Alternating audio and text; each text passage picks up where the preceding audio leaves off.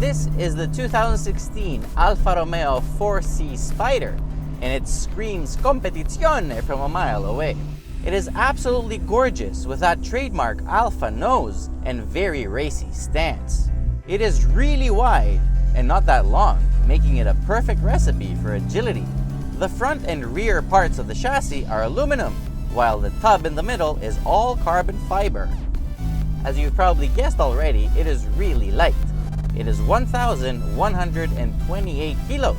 I mean, I've had shits bigger than that. It is the living proof that there is a replacement for displacement, and it's called a diet. Alfa has taken as much as possible away. There's no power steering, there's no power seats, there's no glove box. You do get a twin-clutch 6-speed automatic transmission with paddle shifters that works equally well in auto and manual modes. You get cruise control, you get lots of carbon fiber, you get a very low nose, you get parking sensors, and a USB port tucked under there. The 1742cc turbo engine is direct injected and directly placed behind your ears, making the delivery of 237 horsepower and 258 pound-feet of torque really, really loud. It's a little bit erratic and very dramatic, and the blow-off valve sounds like a horny wolf sometimes. Low end and mid-range, the engine is actually really strong and performance is solid.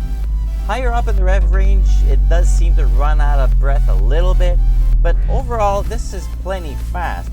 The only point you're ever gonna feel that you wanted more power is if you're on a very fast racetrack and running against cars that are pushing double the power. The 4-pot brakes up front and 2-pot brakes in the rear are really good and can bring the car to a complete stop from 100 kilometers an hour in 41 meters. The brake pedal is pretty touchy and it feels a little bit mushy in the middle. And also brake fade, after a while, becomes pretty evident. The manual steering is really nice on a track, but on the road, it's a little bit too reactive to all the road's imperfections, and it gets a little bit light at very high speed. Also, when you're fully stopped, it is really hard to turn. Of course, this lightweight rocket is all about handling, and yes, it does corner really well. Its 40-60 weight distribution makes it very playful, but also when driven in race mode without the driving aids, it can be quite unforgiving. It initially understeers, it feels a bit like a Ferrari. That understeer though can very quickly change to oversteer, four-wheel drift, or even more understeer. This thing is really hardcore. I mean, really hardcore. There's absolutely no room for mistakes, but it is what makes it really exciting. The interior is very sporty too. Minimal materials have been used to create a premium racing cockpit. Fit and finish are really good, and I like that you can see a lot of carbon fiber and what appears to be bare metal. The roof comes off quite easily. All you need to do is undo a couple of latches and then roll it off the car, then store it in the trunk. The reverse procedure is a little bit trickier, but it's still quite easy. You can definitely notice the absence of the roof when it comes to torsional rigidity, even though it is almost as good as the coupe.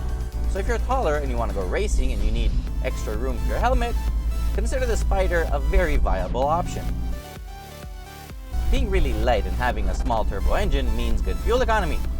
You can expect to burn through about 10 liters for every 100 kilometers of travel on average, which makes this thing really affordable to run. The trunk is only 100 liters and it also gets quite hot, so don't really bet on it for the grocery run. For your helmet and laptop, it is fine.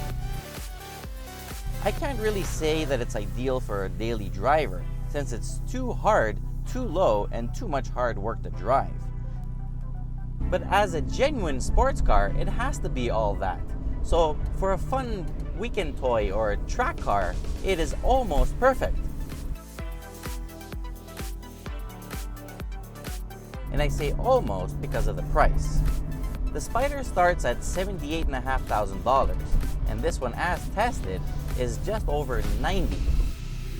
It tickles every millimeter of your nervous system. The harshness of the motor, the immense feedback from the seat and steering, the crackles and pops from the exhaust. Oh my God!